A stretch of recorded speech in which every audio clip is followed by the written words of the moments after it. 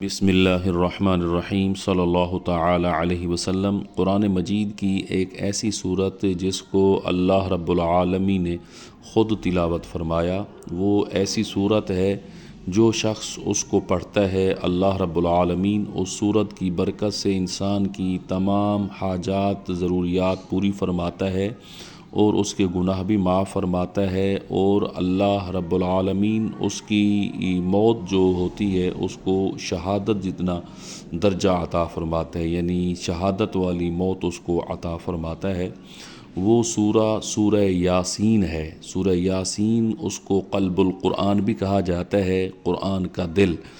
سامعین کرام، سورہ یاسین ہے، اس کے حوالے سے حضرت سیدنا ابو ہریرہ رضی اللہ تعالی عنہ سے روایت ہے۔ وہ فرماتے ہیں کہ اللہ رب العالمین نے زمین و آسمان کی تخلیق سے 1000 سال پہلے سورہ یاسین اور سورہ طٰہٰ فرشتوں کے سامنے تلاوت فرمائی، اور فرشتے بڑے محظوظ ہوئے۔ انہوں نے کہا، طوبیٰ، خوشخبری ہے، بشارت ہے اس امت کے لیے جس امت میں یہ 2 صورتیں نازل ہوں گی، یعنی سورہ طٰہٰ اور سورہ یاسین، اور طوبیٰ مبارکباد ہے، خوشخبری ہے اس سینے کو جس سینے میں یہ صورتیں محفوظ ہوں گی، اور طوبیٰ بشارت ہے، خوشخبری ہے اس زبان کو جو زبان اس کو تلاوت کرے گی۔ یعنی یہ اللہ رب العالمین نے خود اس کو تلاوت فرمایا، اور بڑی ہی با کمال صورت ہے۔ حدیث پاک میں ہے، من قرأ یاسین فی صدر النہار،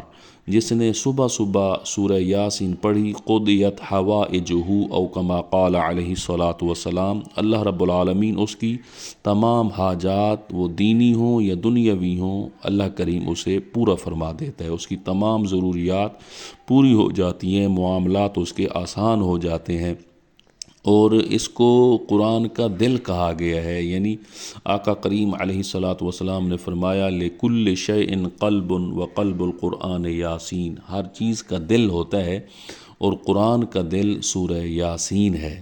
تو سامعین کرام، اس کو اپنے ورد وظیفے میں آپ رکھیں، روزانہ عادت بنا لیں، فجر کی نماز کے بعد 1 مرتبہ کم از کم لازمی پڑھیں سورہ یاسین۔ نبی پاک علیہ الصلاۃ والسلام نے فرمایا، جو شخص سورہ یاسین 1 مرتبہ پڑھتا ہے، اللہ رب العالمین اس کو 10 قرآن جتنا ثواب عطا فرماتا ہے۔ 27 رجب کی صبح کو لازمی پڑھیں، اور ہر صبح کو یہ لازمی پڑھیں۔ اللہ کریم سمجھنے کی توفیق عطا فرمائے۔